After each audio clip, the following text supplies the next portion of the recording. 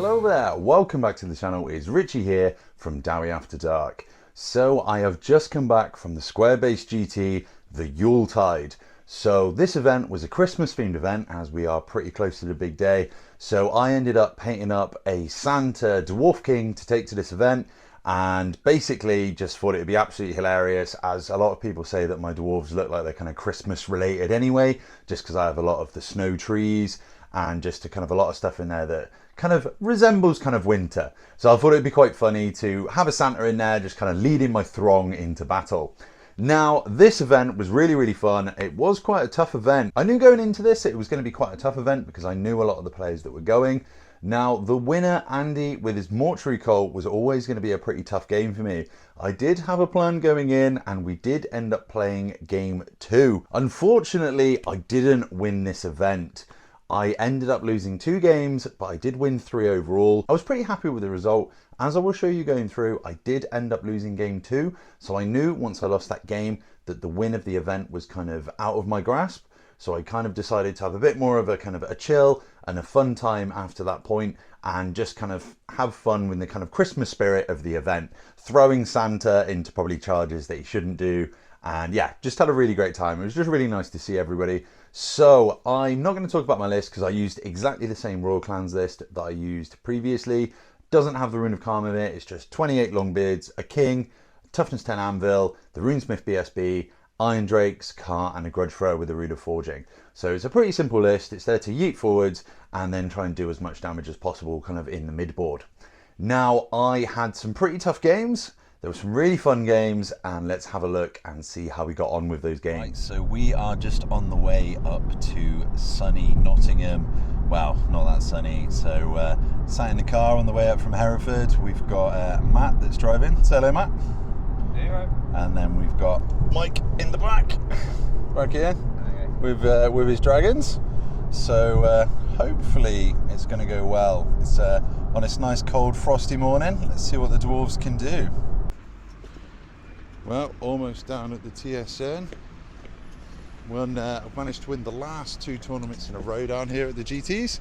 So let's see how we get on. Right, so Matt is coming for the first time ever with his Bretonians. How are you feeling about it, mate?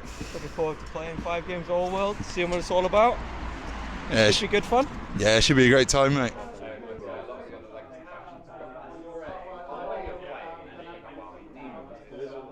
So game 1 I was paired into Gwillem Johnston. Now he was running the Dirty Dark Knife Ears. Now I knew previously from playing against other Dark Elf players that the dragons are really tough for us to be able to deal with.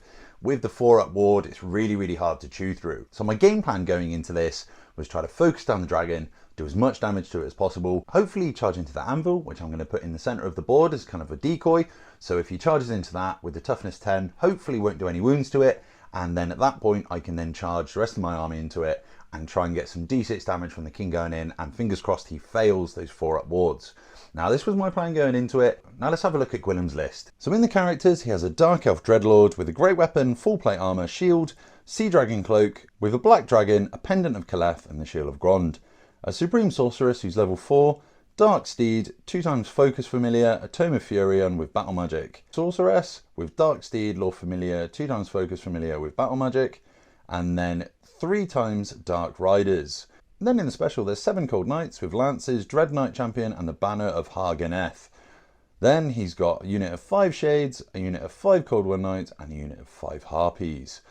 Now this turned out to be a really fun game. There was kind of stuff everywhere. I'm going to go for a full denial flank with the anvil holding the center, because I know that the anvil can't be hurt by any of the shooting. So any of the shooting that comes around that side of the board that tries to target any of my army probably isn't actually going to hurt anything. So let's see how that game went on. So game 1, I am playing into the Dark Elves. I will run through the deployment and how we're getting on with it so far. So over here we have one of the sorceresses in the units of Dark Riders. Coming up here we've got some harder cav. He's just moving into his movement phase now and just kind of like mooching forward. We have a dragon with the Caleth here hiding behind the wood, and then some more Dark Riders over here. Then scouting up over on this side, he's got some Dark Riders and some Shades hiding, and then some Knights at the back. Now in the deployment for this, I have gone in a flank denial deployment with the Anvil hiding in a wood, and then the big block of Longbeards kind of in the centre, and then the Iron Drakes on the side of the hill here with the cart and the Grudge Thrower behind. So we're hitting on Yeah, so he is shooting in with the Dark Riders against my Iron Drakes. So he's got a load of shots from the skirmish unit. He's going to be hitting on 5s because they've had some negatives. Let's see what he can roll. Oh, that's cool. Right, let's see how many 5s he can get. Right, so that's a good roll so far. Oh, not so much of a good roll. And then looking for 5s again. Oh no, they're toughness 4. Looking for 5s. Ah, no wins. Get some on the next one. Sure, so I've moved up my knights ready to charge and my dragon to threaten this thing, whatever it is, but I've also laid down a bunch of pillars. Hopefully I get some chip damage and also avoid any, like if he's going to move through it, might get some dangerous terrain. I've moved my wizard up, so I've used all my focus familiars now, so I'll have to get a bit closer if I want to do any more damage.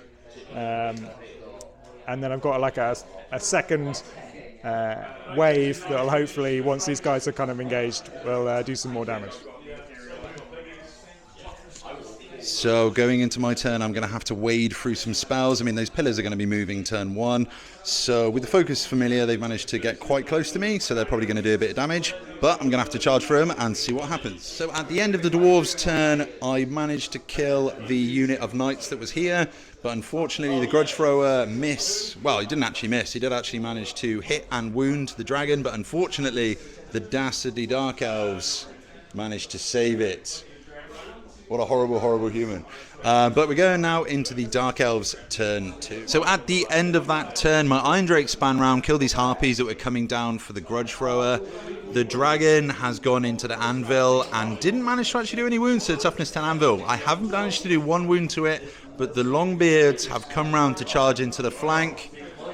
These Dark Riders up here are levying to come into the arse of my Iron Drakes, and then this wizard over here is coming around to cast more spells at me. I am also getting heavily flanked around on my right flank, so let's see what these can do, and can the Dark Elves push through and kill the Dwarves? So at the end of my turn 3, Santa Dwarf has managed to slay the dragon.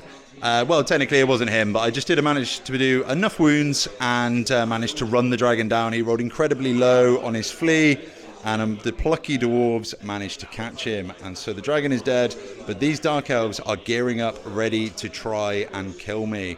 Over here there's a bit of a Mexican standoff between my Iron Drakes and these, with some wizards casting Pillar of Fire. Can the Dark Elves push through going into their turn 4? So at the end of that turn, not much happened this turn. He just kind of positioned around, cast some spells, shot me. I've just kind of changed it to marching column and ran him here. Then with the anvil, kind of moved them a little bit further this way. We didn't really do much to each other. Let's see if we can do much into this next turn now. We're just kind of now positioning and trying not to give away as many points. So I can imagine the Dark Elves will probably start running away very, very soon. Right, so we have literally just finished our game. Willem, how did it go? It was fun. It was very much a learning experience. It's a tight game, to be fair. Like I did tell him not to charge into the anvil, though. I'm a Dark Elf, so I'm not going to do what you tell me. No, this is true. He did behave like a Dark Elf, ignore me completely. He charged into the anvil, and then the king managed to charge him, slaying the dragon. I think in hindsight, I think if I'd had elementalism and I'd played a more cagey game and just gone for chip damage, it would have been a lot closer. But that's how I often play, so I tried to play a bit more aggressive, and now I know why you don't charge into dwarfs. Yeah, that is the problem. As soon as you try and just charge in and try and do as much damage as possible, unfortunately, that's where we want you. But it was a really good game, mate. Thank you very much. Thank you so much. I learned a lot as well. Cheers. Thank you Thanks, so mate. much. Thank And you. Merry Christmas. Yeah. Merry Christmas, everyone. So in my second game, after managing to get a win against Gwillem, I was then paired into Andy Oakham, who actually went on to win the event. So I'm happy that my loss into him managed to get him that win. Now, I'm quite good friends with Andy, and I'm really, really happy for him. It is his first GT win, which is always really nice to see your friends do really well. Now, he is running the Mortuary cult, and we also got paired into each other for Battle for the Pass. Now, I knew going into this that it was going to be a super hard game for me. Before the game started, he turned around to me and he thought that Battle for the Pass was a really, really good matchup for me. as in I would have the advantage against him because I could just drill, fan out and just walk forward. Now, he hadn't seen what I'd seen going into it, which was basically the way that dwarves like to win into Mortuary Cult is either trapping them in a corner or against the backfield so they can't move backwards, and put those columns down, mirage you, so that they can basically just stop you. But the way that you beat that is by charging into a zone where they don't have enough room to fall back and put those columns. Now, on Battle for the Pass, there's so much room for activities behind his front line that it's going to be really, really hard for me to be able to push into it and just kind of find a really small gap that he's not going to be able to put those columns. He hadn't seen this. Unfortunately, I knew this was coming, and it turned out to be a pretty bloody game. Now, I didn't get first turn, so he managed to just shoot me loads. In the first turn, I also didn't get off my buff, so he managed to do quite a bit of damage on the first turn. My runes of Spellbreaking were very pivotal in this game to get where they were, but the game did come down to just one dice roll, where if I'd have got one higher on the dice, I would have won. So I'm not disheartened with this loss at all. Now let's have a look at his list and then the game. So Andy is running Mortuary Cults. He's got a High Priest level 4 on foot with Earthing Rod, Ruby Ring of Ruin and Elementalism. Then he's got another level 4 with Lore Familiar, Serpent Staff, Amulet of the Serpent running Illusion, and then a level 4 Wizard with Elementalism. Then he has a Mortuary Cult Priest, which is Elementalism as well.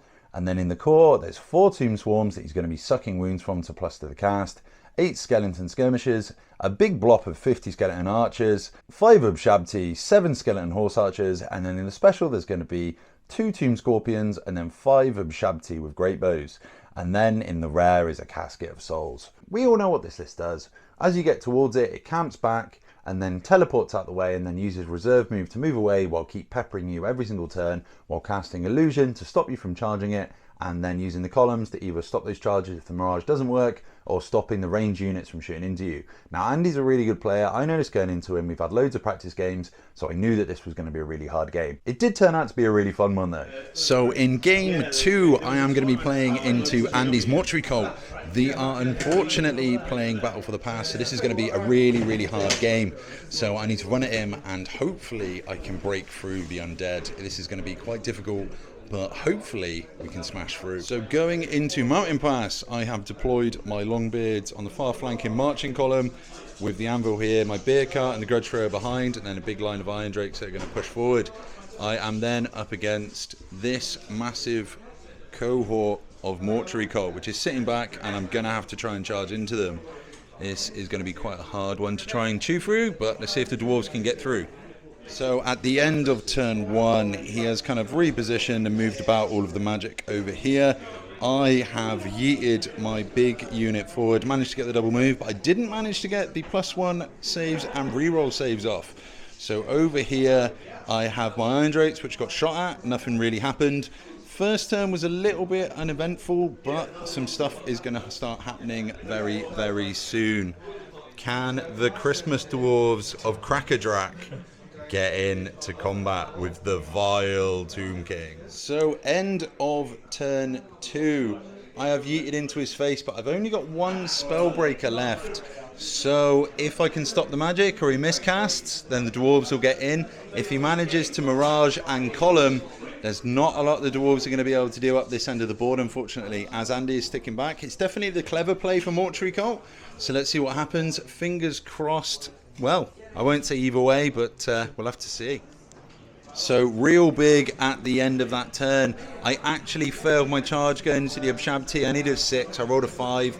That's really, really big. He didn't manage to get Mirage off, unfortunately, but it does mean that I've used all of my Spellbreakers trying to stop the column, and then I'm kind of fleeing on the backfield.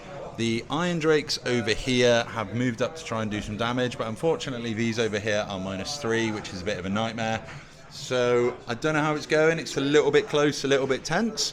Maybe the Mortuary Cult have got the dwarves, but he does have to kill quite a few of the dwarves left. So let's see how it goes. So at the end of my turn 4, unfortunately, as I'm still Mirage down here, I can't actually do anything. He surrounded me. Typical Mortuary Cult army. I've expended all of my Spellbreaking runes, so he's come around here, and he is basically trying to chip damage me down to get 25% of this unit killed so that he can get some points and win this game on a really small margin. I think Andy's got me. I don't think there's a lot that I can do. I have moved my Iron Drakes up here to try and do some damage into the Abshabti, but unfortunately they're currently -3 to hit, and my rolling's been slightly atrocious. I've got my backboard still over here, just kind of out of range of everything to try and conserve points. But I think the problem is I couldn't get in. I failed my charge into the Abshabti. I needed to roll a 6, but unfortunately I rolled a 5. So the skeletons, I think, are going to get me. He's got 2 more turns of shooting to kill 5 dwarves. I think he can do it. I'm joined here by Andy. So we had a really, really good game. Unfortunately for the dwarves, he did manage to beat me. So it was 14-6. It was a really good game. It was just really tough nut to crack. Just couldn't do it, teammate. No, that's it. The map favoured me massively, didn't it, though? We played Mountain Pass, so I had lots of room to move backwards. Keep you away from your anvil so that I could sit and trap you and miasma you and rust you and shoot you. I know, yeah. It was quite funny, actually. So we went into the game and Andy was like, this is a really favourable matchup for me, like on the map. And I just don't think he saw what I saw going into the game, which was, very favourable. And it was a good game, man. It was really fun. Yeah, after we deployed, I saw it because I was like, I have enough room now to move backwards. But at first, I was like, you're just going to fan out massively and just walk towards my backboard edge and hit everything on the way. But I didn't. Yeah, it was just too much room for activities behind, so then you can start miraging, start column and crystal in. Obviously, with the spellbreakers, did manage to stop a couple of them, but because he was so far forward, I needed enough to be able to cover like 4 turns really, and it's just hard. Yeah. It's just hard. And after that, it was impossible for you to get into combat and then to keep in combat, wasn't it? So, yeah. No, really good game. Cheers, mate. Thank you very much. Thank you, mate.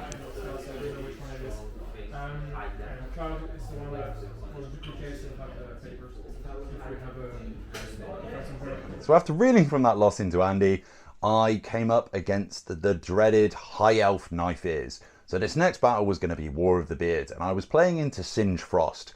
Now he had an unusual army list where he basically named his Prince Santa, then all of his flying chariots and his mage he had named after the reindeers. So it was pretty funny going into this. He also had a big bottle of mead that he was giving out shots every time something funny happened. So there was quite a fun game.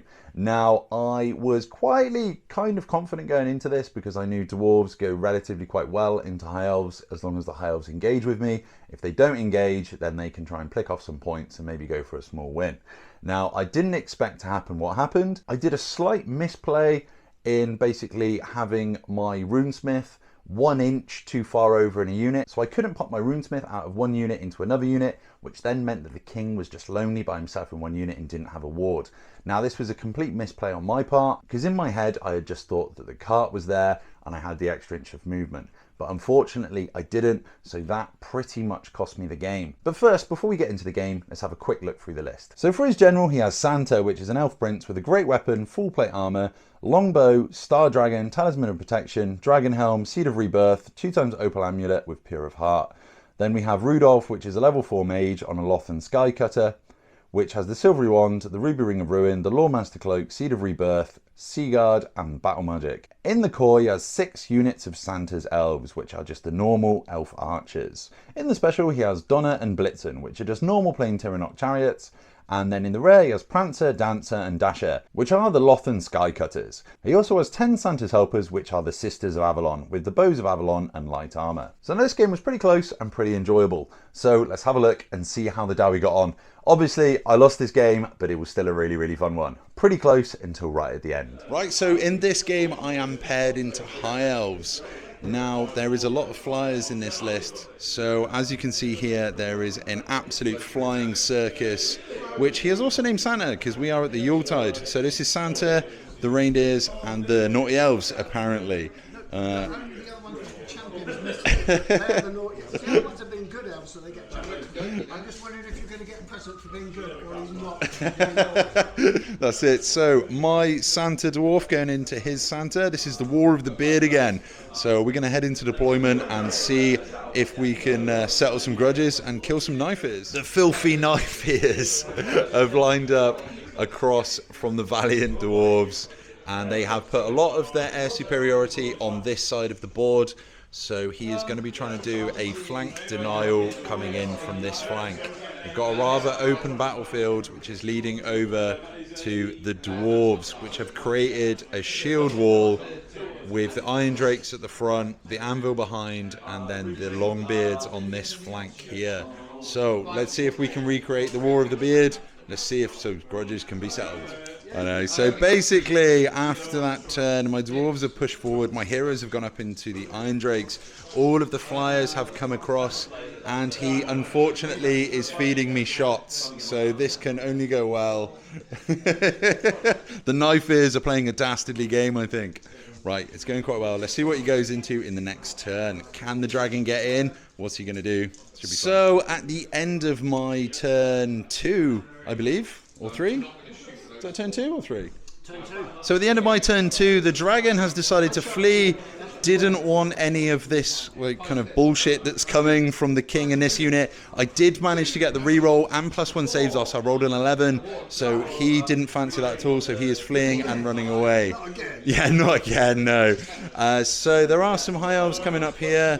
Let's see how it goes. I did unfortunately fail my charges, so the Iron Drakes and the Longbeards are kind of sat out in the open.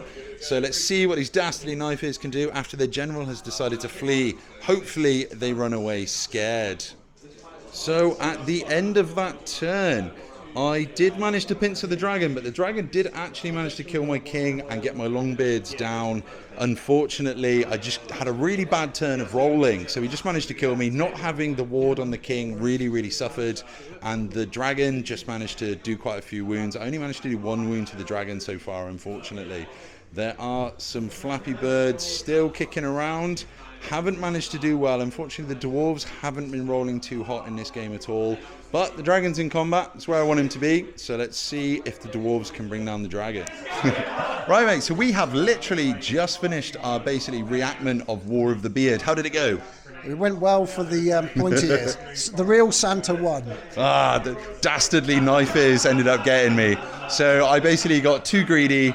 I took out my king, put him into the Longbeards when the BSB wasn't in there, so I didn't get rerolls, and unfortunately just whiffed all of my saves. And you didn't have the +1 armor and reroll. Yeah. Awesome. So it was just like a pivotal turn for him. Yeah. I whiffed absolutely everything. He rolled really well, which isn't how you've been doing so far. No, most of the time I've been rolling shit. But the dragon did actually go a bit apeshit. Yeah. It was an absolutely great game. Unfortunately, that was probably quite a bad loss for the Dwarves. We actually haven't totted up the scores yet, but I think it was probably quite bad. But it was a great game, mate. Yes, thank you very much. Thank you. Fourth game at the event, so I was pretty tired going into this. Like, we'd had a couple of beers the night before, so going into this game I was a little bit groggy, but luckily I was paired into Lee Evans, so I knew that I was having a great game. I'd seen him around the events quite a few times. Obviously we chat quite a lot. He's a really nice guy and super fun to play against. So this was a really fun match going into game 4, as sometimes you can be a little bit tired on this one after playing 3 games the night before, so you always want to try and have a good opponent. So I was actually really looking forward to this one. He was running the Warriors of Chaos, Heralds to Darkness, so there was just cavalry and chariots absolutely everywhere. It was a really fun game, so let's have a look at his list. So for his general, he has an aspiring champion with Flail, Mark of Chaos Undivided, a Chaos Chariot and Favour of the Gods. Then he has another aspiring champion with Flail, Mark of Chaos Undivided, a chosen Chaos Chariot and Favour of the Gods again. Then he has another aspiring chariot, which is pretty much exactly the same. Then a level 4 Sorcerer Lord with Mark of Nurgle, Demonic Mount, Spell Familiar, Armour of Meteoric Iron and Demonology. Then he has a massive bus of 15 knights with Lances, Mark of Nurgle, Champion with the Brazen Collar and the Baying Hound banner. Now that was pretty scary to look at, and then he's got 2 units of 5 Warhounds, 5 Marauder Horsemen, and then 2 units of 3 Dragon Ogres. Now this was quite an intimidating army to be across from you, because that unit of knights is absolutely massive, and then the Dragon Ogres on the flanks with the chariots everywhere. Now you know that he's going to run at you and do as much damage as chaosly possible. Now I knew that I would have to kind of get a really nice defensive position off, because if I whiffed it, then that Chaos Army is going to plow straight through me in probably 1 turn.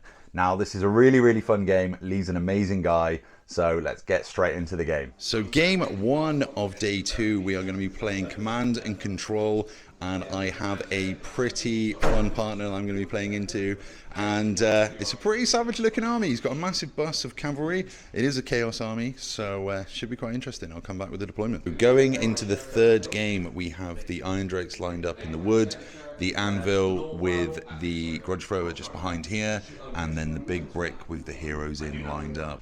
And then across the field we have the Chaos all lined up There's the dogs, the dragon ogres coming up into the chariots, and then a massive bus of the Chaos Knights here. This is a quite imposing brick, and then the line just carries on.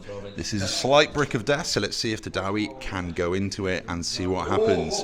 If I roll well, it could go well. If I roll badly, the Chaos could stomp straight forward. Let's see how we get on. So after the whole first turn, the dogs have moved up. I managed to kill a unit of dogs here. The Iron Drakes then opened up into the Dragon Ogres. So these I managed to kill a whole one. Unfortunately, the Trollhammer Torpedo rolled a 1 to wound. The Grudge Thrower then got a direct hit on this champion on Chariot, but unfortunately rolled a 1 to wound again. And then I haven't touched this so far. The Chaos just posturing, coming around this far flank as well. But then I have lined up and done a full redeploy over this side to just basically wait for the Chaos Tide to crash into me. Can the Dwarves survive, or can the Chaos break through? So there is a hole in the middle of the board where the Knights used to be. Unfortunately, they lost combat against the Dwarves. I followed up, pursued through, and then charged in my turn into the Dragon Ogres here, and the Dragon Ogres fled and ran, and all of the Knights died. Well, they didn't all die. Basically what happened is he managed to roll really, really badly. I won combat by, I think, about 11. I didn't double outnumber him, but he rolled really high, failed, and then rolled a 2.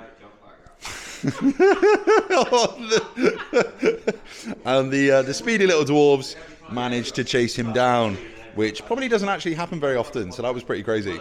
Right, going into the next turn, what can the Chaos Army do? It's coming around this flank.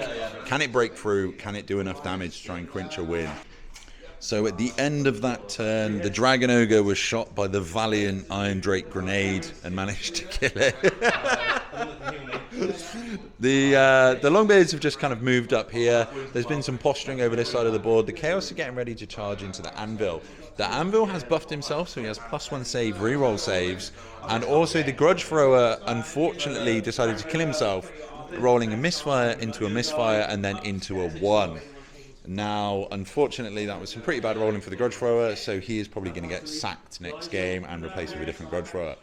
So, there are still some chariots around the board. The Chaos is still coming around. Can the Dwarves deal with them? Right, so we have just finished game 4, which was Command and Conquer. It was a really, really fun game.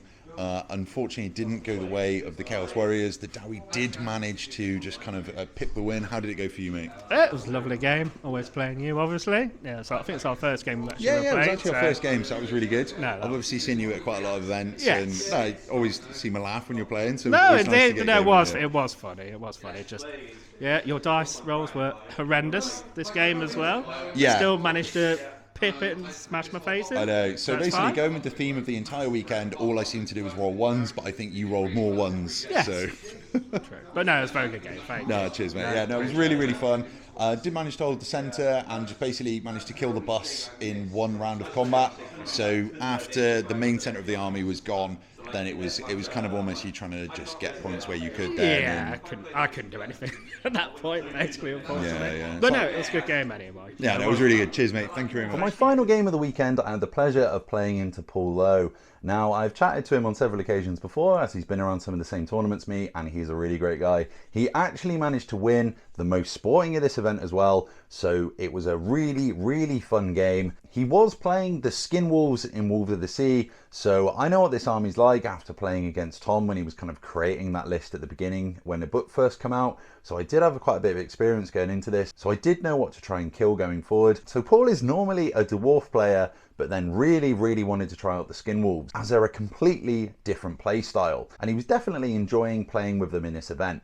I don't know if he's going to run them going forward. He did say that he missed playing with his Dowie. I really, really enjoyed this game, and it's so nice for the final game of an event to be one of the funnest that you play all weekend. So it was just a really, really fun game, and we just kind of had a laugh. I mean, we spent most of the time just kind of like chatting and joking, so it was just a really good time. Right, so let's have a look at the list. So in this Wolves of the Sea army, he has a Sorcerer Lord level 4 on foot with the Infernal Puppet, Spell Familiar, Favour of the Gods, Brazen Collar, Battle Magic. Then Exalted Champion with the Mark of Nurgle, Demonic Mount, Giant Blade, Favour of the Gods, Crown of Everlasting Conquest and Diabolic Splendour. Then he has 4 units of 5 Marauder Tribe Berserkers. Now these have additional hand weapons, so he's basically hoping that they're going to come up and do loads of damage, and a couple of these have ambushers as well. Then there are 3 units of Marauder Horsemen. So these have got ambushers, flails, and they've also got the Marauder Horsemasters in there as well. Then 2 units of 6 Warhounds. And then as we get into the special and rare, now this is where the true meat of the list is. So he's running in specials 7 Skin Wolves with a Wolf Jarl. Now these are really good once you can start getting their buffs on them. So if they're locked in combat, suddenly they can get really scary. Then he has 2 gigantic spawns of Nurgle. These are horrendous. They're so undercosted, but they're so good. And also 3 Dragon Ogres with a Shartak, Uncanny Senses, and Gnarled Hide. This was a pretty strong list, and it was really fun to play into as well. We had an absolute blast. So let's just jump straight into the game. So game 5, we are playing into Paul's Skin Wolves. Well, it's kind of Wolves of the Sea. There is a lot of big gribblies, and there's also a lot of kind of disgusting creatures that are going to be running across the board at me. Can the Valiant Dowie defend themselves, or will the Chaos? At the beginning of the final game, I have Castle deployed. This is open battle, and this building is going to be covering my flank. I have the Longbeards in their brick here, then with the Anvil holding the centre, with the cart and the Grudge Thrower just behind, then the Iron Drakes here in a row of 2. That was just in case the giant spawns were coming, but he has tried to do a flank denial as well, so he's only put some stuff over in this corner, but then the Dragon Ogres with the Skin Wolves behind over here. Then as we go over to the right hand side of the battlefield, we have the 2 spawns with all of the riders and the general over here. So he's going to try and come around my right flank. Can the Valiant Dowie defend against the Chaos Scourge? So the end of turn 1, the vile Chaos has come and advanced around this corner. The spawns not actually being able to move that much. He rolled pretty badly on their movements as they are random. And then as we move across the field, the vile horde has moved forward. The Chaos Warhounds that were here managed to get destroyed. The Longbeards have moved up. A pillar has pinged through them, so that didn't actually cause that much damage to them, as they do have the Rune of Oath and Steel on at the moment with the 5-up ward from the Runesmith. The Iron Drakes have pushed up forward, and the cart is making its way forward, trying to stay within 6 inches of the Dwarven lines. But at the beginning of this turn, he does have a lot of stuff that can try and charge into me. So will the Valiant Dwarves stand the onslaught? So they are things, isn't it? So they've got 1 attack base, an additional area and fencing. So at the end of turn 2, the Dwarves into the Skin Wolves battle over here culminated with the Dwarves managing to beat the Skin Wolves, double outnumbering them, and then they fleeing backwards, which then led me to follow up into these Dragon Ogres. But there is some spawns over here which are potentially going to get quite an easy charge into the side of here. There's all it matters is rolling 3 dice, so that's not too far for him to have to roll. And there is a second wave of the attack on the far right flank. Over here, the Iron Drakes managed to kill a unit of Huskarls, and the Iron Drakes are here prepared to rain death upon the enemy coming a bit closer. Unfortunately, the cart down here ran through this pillar of fire and taking 1 on the dice, unfortunately ended up taking 2 wounds from dangerous terrain, which was quite funny. But the dwarves here are in for a little bit of pain, but let's see if we can dish out more before I take too many casualties. So this last turn was a massive bloody affair. The dwarves had managed to smash through everything in their path, beating everything in combat, getting the Dragon Ogres down to 1, and then just eviscerating everything else. But they now have a Chaos Champion and a gigantic spawn coming into them. So Santa did manage to kill a spawn, so he will have some grudges taken out of the Damaz Kron. And then over here, the Iron Drakes are just kind of standing pretty and waiting for some new targets to come at them. But he does have some ambushing units that have kind of popped out and are coming in for a second wave.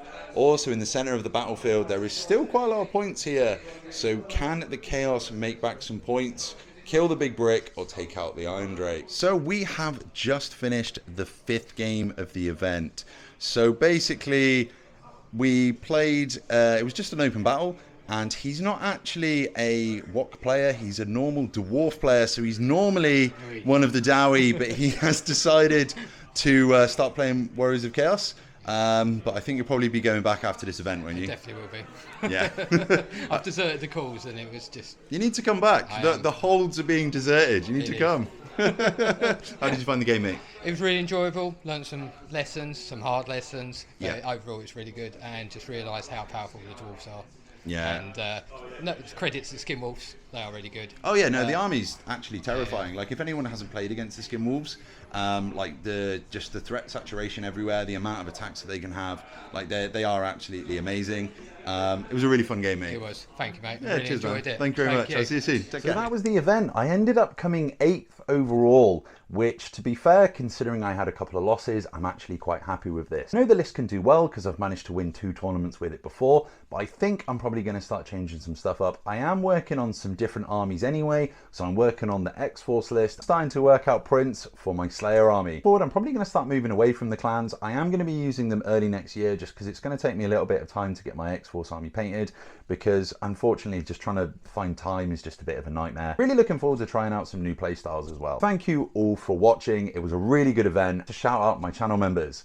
So we have Magic Machek, Close Order, Tim Pitcher, Tom Boller, Roll the Initiative Gaming, Wasted 13, Anthony Cruz, Voltan Ignacio, Mako 1981, Omega Minus, Moyax, Ironbreaker Clan of Karakathul, Medium Matt, Secunda, Morpheus, Nils the Batman, Anvil of Doom, Grunderdrak and Ginger Steve. Thank you all so much for supporting the channel. It really means a great deal, and hopefully you're still enjoying all of the content. So a big thanks to the channel sponsor, which is UK Resin Print, and Tom also managed to come second at this event, so he absolutely smashed it. Hoping to see some great people doing amazing at events. Right, thank you all so much for watching, and I will catch you on the next video. Stone, goodbye. In the night of stone we march so bold, with our sharp and heart so cold. Through halls of old, our vengeance sparks in shadows dark. It's dawn we after dark.